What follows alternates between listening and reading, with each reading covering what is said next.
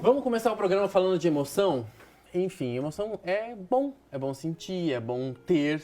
Tudo bem com você, Alex? Tudo bem, Thiago. Um prazer estar aqui novamente. O prazer é todo nosso, da sua disposição de última hora, mas deu certo. Vamos lá, a gente faz o que é possível, né? E o impossível. É isso mesmo.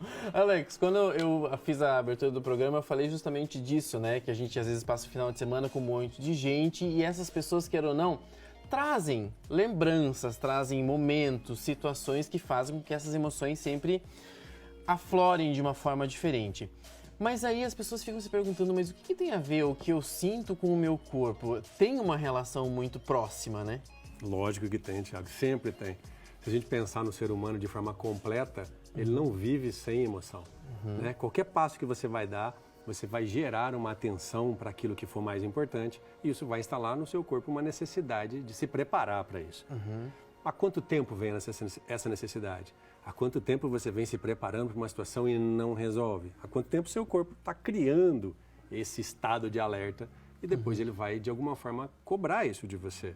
E essa cobrança pode vir através de sintomas e você vai ficar reclamando e talvez chamando isso de doença. Algumas pessoas chegam a relacionar, por exemplo, você me corrija se eu estiver errado e da sua percepção também, por exemplo, um câncer, quando ele se desenvolve, quando acontece, as pessoas dizem assim, é porque ela já sentiu emoções em determinado tempo na vida, e que levou a esse câncer a aparecer em tal lugar do corpo. É uma percepção que pode ser verdadeira? Até recentemente, escutando um profissional da área da saúde que trabalha com endocrinologia, eu escutei bem atentamente e ela falou assim, 99% dos pacientes que estão comigo passaram por algum evento estressor antes de desenvolver isso. Então, o gerenciamento das emoções é muito importante para que o seu corpo não fique muito tempo tentando criar algo para lidar com isso. Então, vamos pensar assim, ó. Os animais resolvem as coisas, animais mais simples, vamos dizer assim, né? Que os animais não humanos, vamos deixar bem claro isso. Sim. Resolvem as coisas. Porque o humano é animal, tá, gente? Resolvem as coisas de uma forma muito mais simples. Ou eles atacam ou eles fogem. E aí eles não ficam dentro do mesmo ambiente. Eles vão errar. Toda tentativa de fazer algo pode ser, né, como resultado, acontecer um erro. Eles vão errar. Mas é aquilo da biologia. Errou, vai lá, pode tentar de novo, ou mesmo ele vai se adaptar a esse ambiente. O ser humano talvez seja o único animal que, apesar de estar num ambiente que está fazendo mal, que está tendo dificuldade de fazer isso, ele persiste. Ele persiste naquela situação. Só que, como eu disse anteriormente, o que isso vai cobrar de você? Talvez esse programa não estaria sendo transmitido hoje se não tivesse uma persistência de alguém que quis desenvolver algo muito significativo. Mas que preço isso teve para ela? Qual foi o custo? Como ela se sentiu nesse processo todo? O que ela teve que fazer e o corpo dela teve que reagir para que isso aconteça? Agora, você imagina em pessoas que vão passando por situações extremamente traumáticas na percepção delas e não conseguem achar saídas para isso. Não podem sair, não podem largar sua casa, seu trabalho, seu território, seu ambiente, porque nós, nos seres humanos, a organização não permite fazer isso facilmente. Por isso que eu citei essa questão da família, porque tem muita gente que está ali inserido naquele universo, sente raiva, sente ódio, sente amor, claro. Sim. Mas às vezes os sentimentos negativos fazem com que a gente tenha essas percepções muito mais fáceis, na verdade, né? E todo mundo acaba lembrando daquilo que mais machucou do que foi bem, né? É um outro parâmetro animal. Né, você lembrar daquilo que te ameaçou para que você, numa próxima maneira, num próximo momento, tenha mais agilidade para poder escapar disso ou achar uma saída para esse processo. É um modelo que vai para a gente, só que a gente tem uma tendência de ficar debruçado em cima do problema. Quer ver, ó, recentemente eu falei com uma pessoa e perguntei para ela, acabou de passar por um momento muito difícil, muito dolorido, inclusive dor física, tá? Por ela. Eu perguntei para essa pessoa assim, o que aconteceu de bom após isso que aconteceu com você? Porque o de ruim eu já sei. Eu já sei que você teve um dano físico, que você teve um dano material, que você teve isso, todo mundo já sabe, isso já está sendo cuidado. Sim. Mas o que aconteceu de bom? Não sei. A nossa tendência, nesse momento, é ficar muito em cima da dor. Porque é a necessidade de sobrevivência que o nosso corpo tem naquele momento. Só que isso já está sendo cuidado. Né? Isso está sendo atendido por todos os profissionais que fazem isso. Mas se eu ficar só olhando para isso, eu vou olhar assim, ó. Eu tive lá, antes de um acidente, E eu, depois de algo que aconteceu, aqui eu vou me sentir mais fraco. Tá bom, mas eu não quero isso todo mundo está vendo. Eu quero antes do acidente ou do problema. E agora, o que tornou você mais forte disso?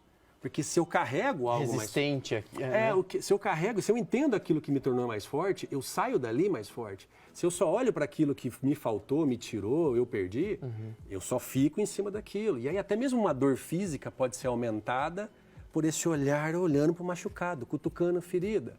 Vai ficar cada vez pior, mais difícil você lidar com isso. Foi até, inclusive, uma convidada nossa na semana passada veio falar sobre isso, né? Porque às vezes a gente tende a olhar só por um lado, né? Ou as pessoas dizerem que a gente tem que olhar só pelo lado positivo. Não, a gente tem que olhar pelo lado negativo, tem que saber o que aconteceu, sim, mas tem que ver as outras questões também que estão ali para nos levar adiante também, né? Pode falar. E como é que a gente sai disso tudo, Alex? Porque, por exemplo, a gente sabe que nós sentimos a raiva, a tristeza, o rancor muitas vezes fica ali. Mas como é que a gente faz para que isso não afete a nossa saúde corporal, na verdade, o nosso organismo? Sim. A gente tem talvez uma cegueira seletiva, tem outros nomes para isso, como uma cegueira experiencial, que é quando você faz só uma coisa repetitivamente, aquilo que você tem de ferramenta para usar fica baseado naquilo que só você repete continuamente. Então você não vê saídas diferentes. Para você ter saídas diferentes, você tem que conhecer situações diferentes. Aí entra desde o autoconhecimento até eu chegar para você e falar o que você faz, que talvez seja diferente do que eu faço, para resolver esse problema que eu tenho. E prestar atenção nisso e ganhar mais uma ferramenta. O problema é que se a gente se fecha com isso e não se abre a novos conhecimentos, a novas possibilidades, a gente só vê uma saída. Eu só sei que para tal dor eu tenho que tomar um remédio. Aí eu só vou usar o remédio. Se o remédio não funciona, acabou a minha possibilidade. Eu não tenho nada de outra situação na mão. Então, o conhecimento, o autoconhecimento, tudo aquilo que agrega novas possibilidades para você é o que vai permitir você sair dessa cegueira naquele momento e buscar outras situações. E eu acho que você falou uma coisa que é também esse compartilhar, esse diálogo, é você procurar ajuda, sim, você não ter medo de fazer isso. E eu acho que a terapia, né, a reprogramação, você buscar alguma alternativa diferente, talvez faça com que você também, eu acho que conheça, tenha um conhecimento para você, sim, mas para você abrir a sua mente, expandir as suas coisas, sim, e talvez tirar de dentro de si tudo isso também, né? Essa mágoa. Eu só vou aprender a lidar com isso quando eu olho para isso. Eu só aprendo a não ter medo do escuro, encarando o escuro. Mas aí é esse momento de, o que para mim foi diferente nessa história? Né? Como o meu corpo reage quando acontece isso? E aí vai ficar claro, porque a pessoa traz, né, durante o atendimento, ela traz já a queixa dela. Nossa, eu tenho tal situação. Então, essa parte do seu corpo especificamente, tirando todas as outras possibilidades que você já está vendo pelos outros profissionais, essa parte do seu corpo tem qual tipo de função? Né? Biologicamente, ela funciona para quê? Você passou pelo que antes de acontecer isso, que pudesse ter uma sensação específica com aquela parte do seu corpo. Aí quando a pessoa começa a olhar para isso, ela vai começar, nossa, é verdade, isso vem acontecendo, eu não estou conseguindo lidar com isso. Mas isso é uma realidade, eu não sei se a reprogramação biológica segue por esse lado, mas, por exemplo, se a pessoa tem uma raiva da mãe, por exemplo, vou usar uma coisa que é incomum, talvez, raiva da mãe, isso vai se refletir em algum órgão do corpo? Pode se refletir. Pode, por exemplo, um estômago, né, um pâncreas, uma vesícula biliar. Se essa mágoa tem uma conotação um pouco diferente, uma conotação de sujeira, de sacanagem, sabe? Assim, eu vou pegar muita parte do intestino. A gente sabe que o intestino controla muito das nossas emoções, principalmente para a liberação de substâncias importantes produzidas lá. Então, o mau funcionamento disso está ligado com tal. Então, o nosso corpo foi se desenvolvendo conforme as percepções que nós tivemos. E as percepções passam por essas emoções. Essas emoções, no nosso modelo de cérebro, foram acrescidas de sentimentos. E esses sentimentos se transformam em comportamentos. E por aí vai. Então, mas a base, de cima de tudo, é algo que você sentiu. É algo que, de alguma forma, movimentou você, o seu corpo. E, a partir daí, a estratégia disso, o ser humano é de uma forma diferente, mas os animais também sentem da mesma forma.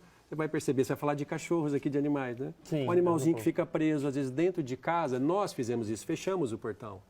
Ele não tem para onde fugir, onde escapar quando ele está se sentindo ameaçado. Talvez ele fique mais suscetível a desenvolver desequilíbrios só dentro de casa fechado do que lá na natureza que ele pudesse ir para onde ele pode se sentir mais seguro. Mais seguro. E aí, se você não observar isso, talvez no ambiente dele, ele pode ficar também constantemente doente. Ou vamos dizer assim, a reação também pode acontecer com ele. Que coisa, né? Coisa mesmo. É porque assim, eu acho esse universo, né, das terapias, tudo é muito instigante, na verdade, né? Você quer aprender, você quer saber um pouco mais, porque nós somos feitos de emoções. Eu tenho certeza que você já deve ter se perguntado, né? Tá em casa agora falando assim, ó, sinto dores aqui, sinto dor no meu rim, por que eu tenho pedra no rim todas as vezes? Enfim, eu tenho uma emoção, uma dor que faz com que gere tudo isso em mim. São perguntas que as pessoas vão ficar se fazendo, né, Alex? E a gente tem um monte de influências e olhar para aquilo que mais está desequilibrado é o importante.